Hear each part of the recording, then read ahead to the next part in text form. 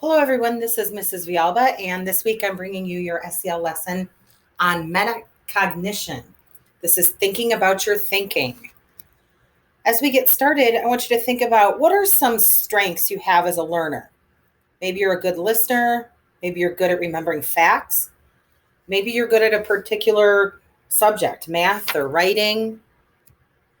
When we talk about metacognition, we're talking about the SEL competency of critical thinking. This refers to the ability to make constructive choices, and critical thinking skills build responsible decision making. You know how to learn, you can identify problems and find creative and positive solutions to them. You take responsibility for your actions, and you can believe that if you give effort, your abilities and learning will improve. Metacognition is the process used to plan, monitor, and assess one's understanding and performance. It includes a critical awareness of one's thinking and learning, oneself as a thinker and learner. It again is an awareness of one's own learning. It entails understanding the goals of the learning process, figuring out the best strategies for learning, and assessing whether the learning goals are being met. Take, for instance, the best way to swing a golf club. A player might deliberately adjust his or her stance, then assess whether the adjustment leads to a better performance, and then decide whether or not to adopt that strategy going forward. Or think about teams and coaches watching football tapes. This is also an example of metacognition.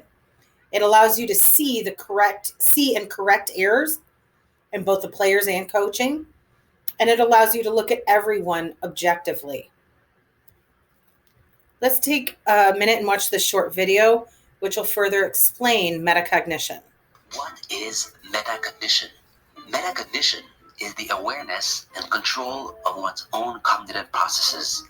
Let's analyze the three components of this definition. First, what are the main cognitive processes? Attention, perception, remembering, learning, and thinking. Second, what does it mean to be aware of these processes? Essentially, it refers to the ability of the mind to stand back and watch itself in action. In other words, we're able to examine the way we learn, remember, and think, and this ability seems to be unique to humans. Third, how do we control our cognitive processes? This knowledge about how we process information gives us the opportunity to change the way we process it. In other words, we can choose not only what we learn, but how we do it. Here are examples of the control we can exert over our own cognitive operations. Changing learning strategies, planning learning tasks, monitoring comprehension, evaluating progress, reviewing thinking approaches. Metacognitive knowledge can really improve self-confidence and intellectual performance. It has been shown to compensate for IQ and lack of prior knowledge. Good strategies to improve metacognition include increasing self-awareness by thinking aloud or keeping learning journals, challenging current learning methods through self-questioning, and measuring current knowledge and understanding through mind mapping.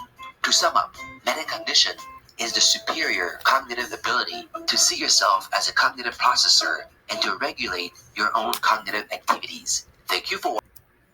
Okay, so why is metacognition important? Again, it helps you become aware of your strengths and weaknesses.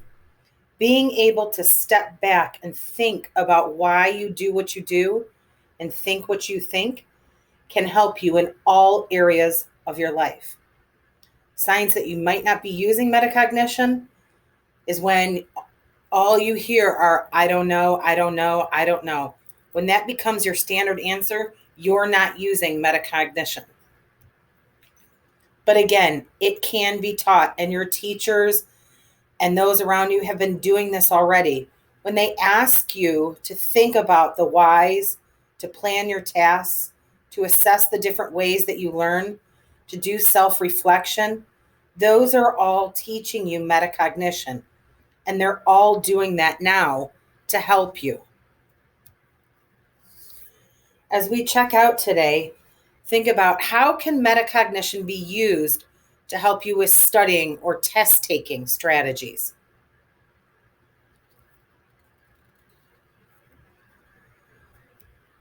Also, we want you to remember that if you have concerns about a friend attending PHM. Are you experiencing bullying, harassment, or theft? Are you concerned about a friend using drugs or alcohol? Have you seen or heard something that is just not right and you don't know who to talk to?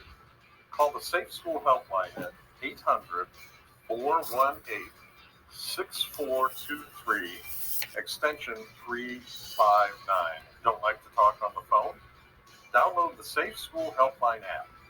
Use the app to anonymously report bullying, substance abuse, or safety concerns, or to seek help for mental health issues, including thoughts of self-harm or suicide.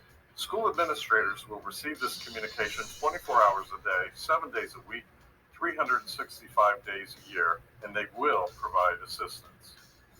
See something, say something, get help.